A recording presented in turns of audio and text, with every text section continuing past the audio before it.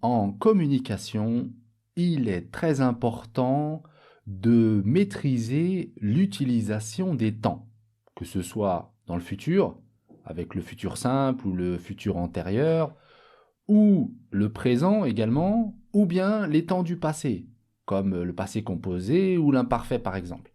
Donc c'est très important en communication pour éviter les erreurs de savoir d'abord conjuguer le verbe, c'est la première chose. Deuxième chose, c'est savoir quand est-ce que je vais utiliser, par exemple, le passé composé, quand est-ce que je vais utiliser l'imparfait, etc. L'emploi des temps. Souvent, en communication, par rapport aux cours que je donne en groupe en communication, j'ai remarqué que très souvent, les erreurs tournent autour du verbe. Souvent, 70%, 80% des erreurs, ça tourne autour du verbe.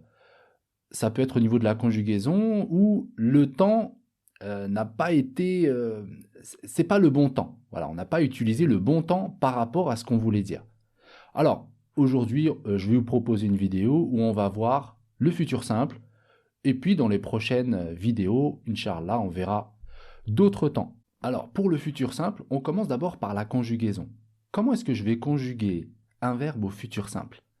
Pour les verbes du premier groupe et du deuxième groupe, donc les verbes du premier groupe sont les verbes qui se terminent par ER à l'infinitif. L'infinitif, c'est-à-dire le verbe, on ne le conjugue pas. Donc les verbes qui se terminent par ER, tous les verbes, sauf le verbe aller, qui se termine par ER, plus les verbes du deuxième groupe qui se terminent par IR. Pour ces deux groupes, je vais garder le verbe à l'infinitif et ensuite, je vais ajouter la terminaison du futur simple. Alors, c'est quoi la terminaison du futur simple?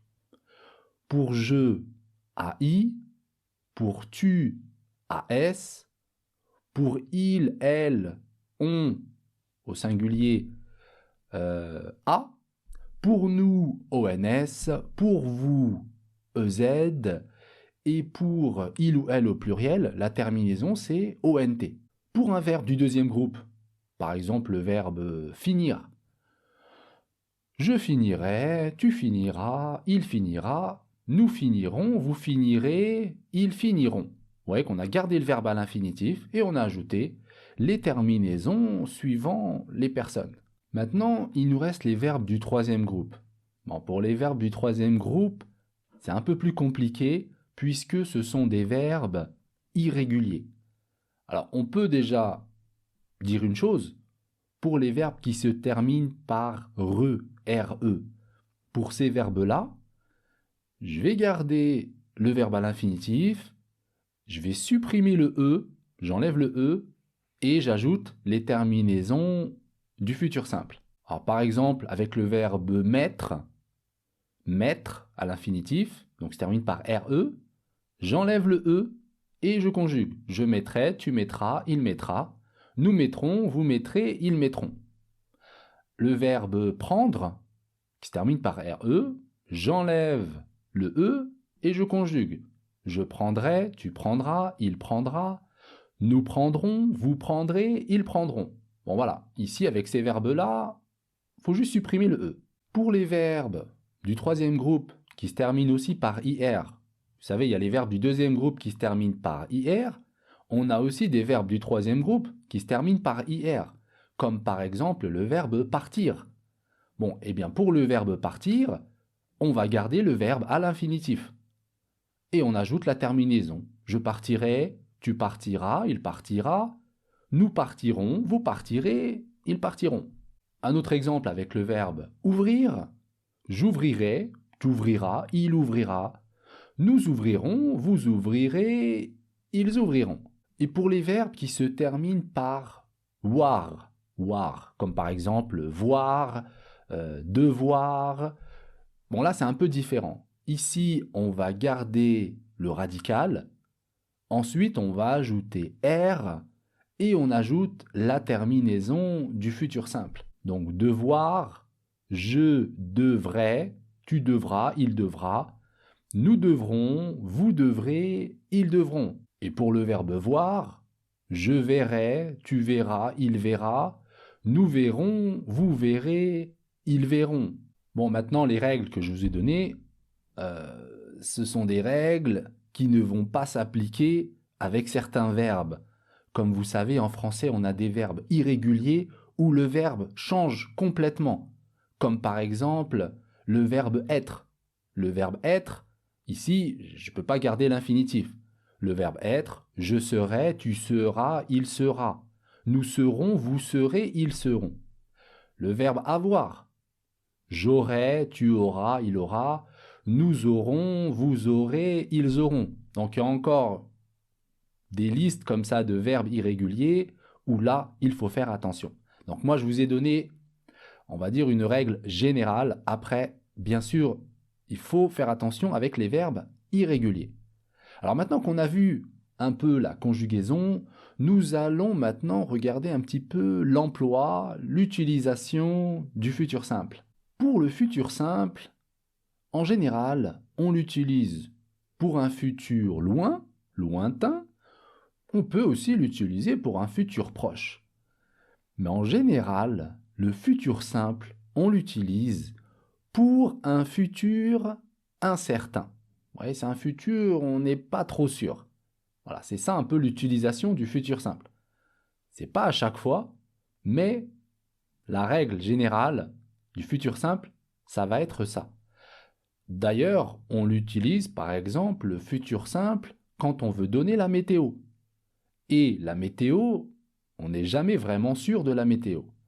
Par exemple, je vais dire demain, il fera beau.